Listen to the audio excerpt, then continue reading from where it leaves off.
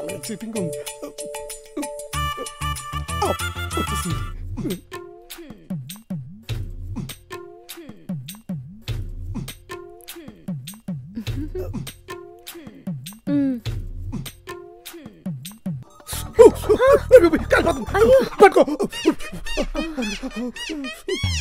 Sorry. It's okay.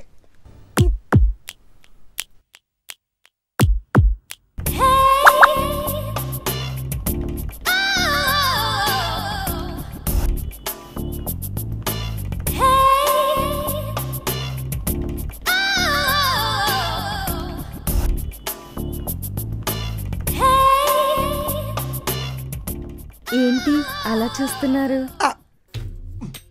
Weight lifter కి పెద్ద పెద్ద వెయిట్ లిఫ్ట్ చేస్తే పెద్ద కిక్ కొట్టదో లేదో గానీ ఈ రోజు కోసం నా 30 years వెయిటింగ్ కి మాత్రం మంచి కిక్ ఉంది. నేను మిమ్మల్ని ఒకటి అడగనా? ఏం అడగాలన్నా ఇప్పుడే అడిగాయి. ఎందుకంటే ఇంతకన్నా మించిన కరెక్ట్ టైంకి ఇంకా దొరకదు. నిజం చెప్పాలి. వెయిట్ చేసి ఇప్పటికే ఓవర్ వెయిట్ అయిపోయా. ఇంకా నువ్వు వెయిట్ చేయకుండా అడిగాయి.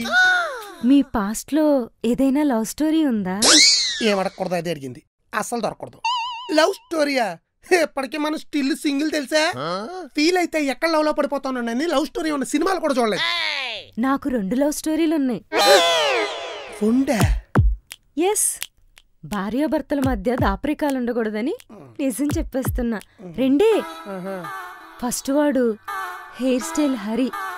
గాలికి ఊగే ఆడి హెయిర్ స్టైల్ చూసి నాలోని ప్రేమ గాలి సుడిగాలిలా మారి వాడి చుట్టూ తిరిగేలా చేసింది.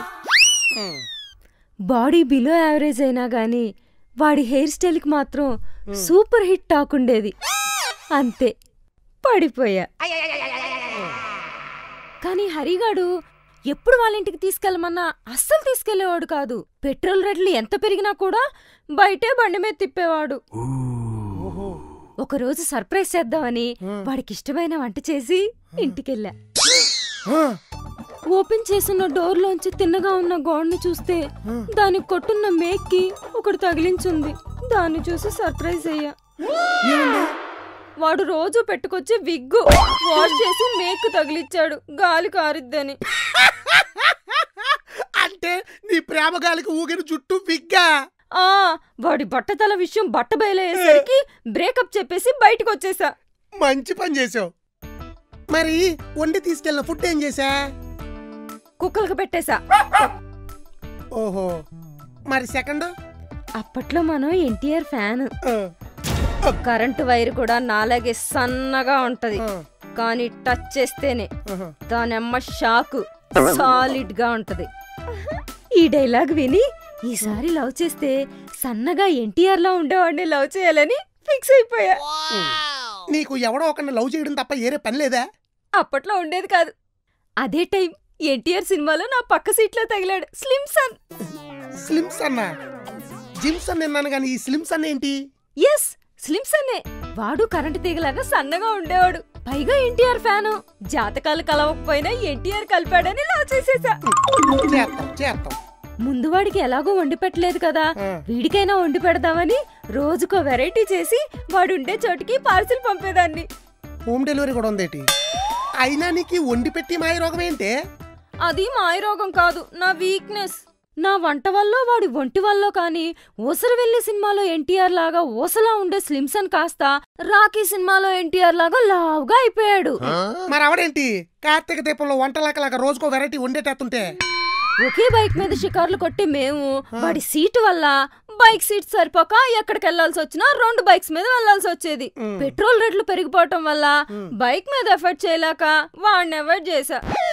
స్లిమ్ గా ఉన్నవాడిని కాస్త నీ వంటలతో డ్రమ్ములా తయారు చేసి నడి రోడ్డు మీద దారుణంగా వదిలేసావు అనమాట. కానీ నీ 2 లవ్ స్టోరీల్లో కామన్ గా 2 పాయింట్లు ఉన్నాయి తెలుసా? ఏంటవి? ఒకటి నీ వంట, రెండోది పెట్రోల్ మంట.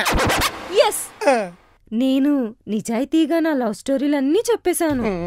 ఇక నుంచి మీరే నాకన్ని, పతే ప్రత్యక్ష దైవం.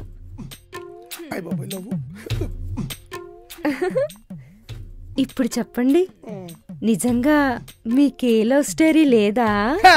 నువ్వెంత ఓపెన్ అయిపోయాక నేను ఓపెన్ అవ్వకుండా ఉంటానా? Every dog has a day. ప్రతి కుక్కకో లవ్ స్టోరీ ఉంటది. నాకు 3 ఉన్నాయి. ఆ అమ్మాయి మన ఒక్క చూసి నవ్విందంటే చాలు, పిచ్చి కుక్క ఎంట పడినట్టు ఎంటపడి మరి ప్రేమించేసుకోండి. హాయ్, నా ఫస్ట్ లవ్ స్టోరీలో నేను చేసిన వంట కుక్కలకే పెట్టా. నీ కథలో కామన్ పాయింట్ వంట అయితే నా కథలో కామన్ పాయింట్ కుక్కలే. భలే ఇంట్రెస్టింగ్ గా ఉంది. చెప్పండి చెప్పండి. నా first love story Ameerpet bus stop లో స్టార్ట్ అయింది. నేను రోజు 113Y కోసం వెయిట్ చేసేవాడిని. కరెక్ట్ గా అదే 113Y కోసం 100 కూడా వెయిట్ చేసేది. 113Y వందన వెయిటింగ్. భలే సింక్ అయింది కదా. కదా, అలా రోజు వెయిట్ చేసే 100 ఒక రోజు నన్ను చూసి నవ్వింది. మా నొంక చూసి నవ్వితే మనం ఊరుకుంటామా? పిచ్చుకోక అయిపోయి ఉంటారు.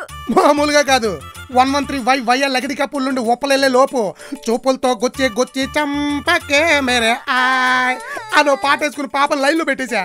Very fast. అబ్బా super fast. Next day bus stop లో కుక్కకి బిస్కెట్లు పెడతా 100కి ప్రపోజ్ చేశా. హాయ్, ఇక్కడ కూడా కుక్క ఉంది. చెప్పాను కదా కుక్క కామనని. ఇంతకీ మీ ప్రపోజల్ యాక్సెప్ట్ చేసిందా? చేసింది. చేసిందని అలా డల్ అయిపోయారేంటి? లవ్ యాక్సెప్ట్ చేసిన నెక్స్ట్ డే నుండి అది నోరిప్పిందంటే చాలు నా అకౌంట్ లోంచి కట్టలు బయటికి రావాల్సిందే. అంటే బాగా కమర్షియలా? కాదు, కష్టాలు. దేశంలో ఉన్న దరిద్రం అంతా దాని కొంపలోనే తగలడింది. వాళ్ళ ఇంట్లో వాళ్ళకున్న రోగాల లిస్టు చెప్తే ఫస్ట్ నేనెళ్ళి హాస్పిటల్లో జాయిన్ అయిపోయా. అయ్యో. వాళ్ళ నాన్న చేసిన అప్పుల ముందు మాల్య కూడా మూలకరాడు. వాడు అప్పులు చేసి తీసుకున్న నోట్ల కన్నా సంతకాలు పెట్టిన ప్రామిసరీ నోట్లే ఎక్కువ. టార్చర్. 100 ఒక్క ఫోన్ చేసిందంటే చాలు నా అకౌంట్ లోంచి 1,00,000 ఎగిరిపోయేది. టార్చర్. వాళ్ళ ఇంట్లో వాళ్ళ హాస్పిటల్ బిల్లులు, వాళ్ళ నాన్న చేసిన అప్పులకు వడ్డీలు కట్టి కట్టి కట్టి కట్టి 10 లక్షలు ఉండాల్సిన అకౌంట్ కాస్త పైసా లేకుండా పోయింది. అయినా దాని దరిద్రం పోలా. బతుకు కుక్క బతుకు అయిపోయింది. మళ్ళీ కుక్క వచ్చింది. ఇప్పుడు ఆ కుక్క నేనే. అంతే. అప్పటి నుండి 100 లేదు, 113Y లేదు. ఎస్కేప్. నీకు విషయం తెలుసా? చాన్నాళ్ళు 113Y బస్సు కనబడితే నాకు తెలియకుండానే వెళ్ళి ఏ సందులలో దాక్కునేవాడు తెలుసా? టార్చర్. అయ్యో పాపం. అవును పాపం. మరి second story? First love story bus stop లో అయితే సెకండ్ లవ్ స్టోరీ ఆఫీస్ లో. కొలిగా కాదు, HR. Direct HR. Yes, HR అంటే హ్యూమన్ రిలేషన్ అని నాకు అప్పుడే అర్థమైంది. కొత్తగా జాయిన్ అయింది, కత్తిలే ఉంటది. ఫస్ట్ రోజు నన్ను చూసి నవ్వింది. నన్ను చూసి నవ్వితే నేనేమవుతాను? ఎస్, అడగకుండానే కాఫీ తెచ్చిచ్చేవాడిని, ఆర్డర్ చేసి ఐస్ క్రీమ్ రప్పించేవాడిని. తన స్కూటీకి పంచర్ చేసి రోజు నేనే తీసుకెళ్లి డ్రాప్ చేసేవాడిని. 24/7 అంబులెన్స్ లా ఎప్పుడు అవైలబుల్ గా ఉండేవాడిని. ఆల్మోస్ట్ కుక్క చాకరీ అంతా చేశారు. అవును, కానీ రోజు నన్ను చూసి నవ్వుతూ ఉండేది. మీరు ఇంకా రెచ్చిపోయి ఉంటారు. అలా రెచ్చిపోతున్నప్పుడే ఒక రాయి వచ్చి ఫేస్ మీద ఫాట్ అని తగిలింది. ఏంటో రాయి? మా మేనేజర్. హెచ్ఆర్ నన్ను చూసి నవ్వుతుంది అనుకున్నా. కాదు, నా వెనకాల క్యాబిన్ లో ఉన్న మా మేనేజర్ చూసి నవ్వుతుంది. షాక్. అది నన్ను చూసి నవ్వుతుంది కదా, నేను దాన్ని చూసి నవ్వితే అది చూసిన మా మేనేజర్ నన్ను ఉద్యోగం నుంచి ఓడబెక్కాడు. నువ్వు అలా అనుకో, కుక్క గుర్తొస్తుంది. మీ పొజిషన్ అదే కదా. మొదటి లవ్ వల్ల డబ్బులు పోతే రెండో లవ్ వల్ల ఉద్యోగం పోయింది. మరి మూడోది? ఉద్యోగం పోయాక ఇంకేముంటది, ఏదన్నా బిజినెస్ చేద్దామని స్వయం కృషిలో చిరంజీవిని తలుచుకుని రెంటకున్న ఇంట్లో అప్పడాల కంపెనీ పెట్టా. చాలా పెద్ద బిజినెస్. అవును, రాను రాను అప్పడాలతో పాటు ఒడియాలు కూడా అమ్మేంత రేంజ్కి వెళ్ళింది నా బిజినెస్. అప్పుడే ఎంటర్ అయింది మా ఇంటి ఓనర్ కూతురు కుక్కను పట్టుకుని. Wow, what a timing. Enter with dog. One fine day నేను ఎండలో అప్పడాలు ఆరబెడుతున్నప్పుడు తన బట్టలు ఆరబెట్టడానికి వచ్చింది. ఓణి ఆరేస్తూ ఓరగా నన్ను చూసి నవ్వింది. మళ్ళీ బయటకు వచ్చింది. అప్పడాల కవర్లు కడతానే తనతో పులిహోర కలిపా. ఇంకే పాప పడిపోయి ఉంటుంది. పాప పడిపోయింది గాని పులిహోరలోని పోపే అలా నాన్న కళ్ళల్లో పడింది. ఓ, విలన్ ఎంట్రీయా? వాడు నా అప్పడాల కంపెనీతో పాటు నా దగ్గర ఉన్నవన్నీ లాగేసుకుని నన్ను నడి రోడ్డు మీదకు తోసేశాడు. మళ్ళీ కుక్క బతుకే. ఆ 3 అమ్మాయిల వల్ల నా డబ్బులు, ఉద్యోగం, ఉన్న ఇల్లు కూడా పోయాక నాకు పూర్తి జ్ఞానోదయం అయింది. ఏమని? అమ్మాయిలు నవ్వినప్పుడు కళ్ళు మూసుకోవాలని. కానీ విషయం ఏంటంటే ఇప్పటికీ ఆ 3 అప్పుడప్పుడు ఫోన్ చేస్తుంటే కుక్కతో ఒక వంకరలాగా మనసు మళ్ళీ అటెపే లాగుతుంది.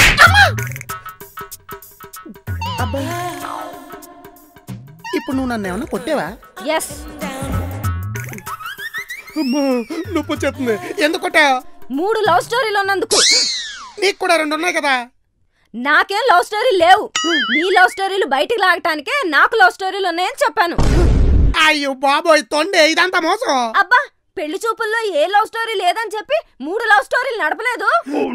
ఫస్ట్ నైట్ లేదు, ఏమీ లేదు, అన్ని మూసుకొని పడుకోండి. అయ్యో బాబోయ్, ఫస్ట్ నైట్ లేకపోతే ఎలాగా? భార్య భర్తల బంధం గురించి ఓ చైనా కవి ఏమన్నాడో తెలుసా? చింగ్ చాంగ్ చింగ్, చింగ్ చాంగ్ పింగ్ పాంగ్. అర్థం కాలేదు కదా? ఈ భార్యలు కూడా అలాగే అర్థం కారని దాని అర్థం. అయ్య బాబోయ్, ఫస్ట్ నైట్ వేస్ట్ అయిపోతుంది. అలా కాదే, నా మాట అనవే. నేను అలా అంటే అలా కాదే, ప్లీజే, నా మాట అనవే. టైం అంతా వేస్ట్ అయిపోతుంది.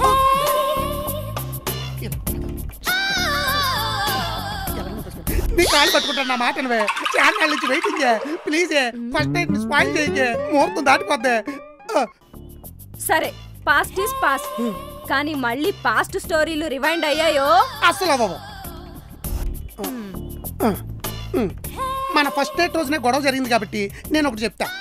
ఏంటది? మనకి ఎప్పుడు ఏ గొడవ జరిగినా నేను కాంప్రమైజ్ అవ్వాలనుకుంటే ఇదే డ్రెస్ వేసుకుని నేను కాంప్రమైజ్కి రెడీ అని సింబాలిక్గా చెప్తా.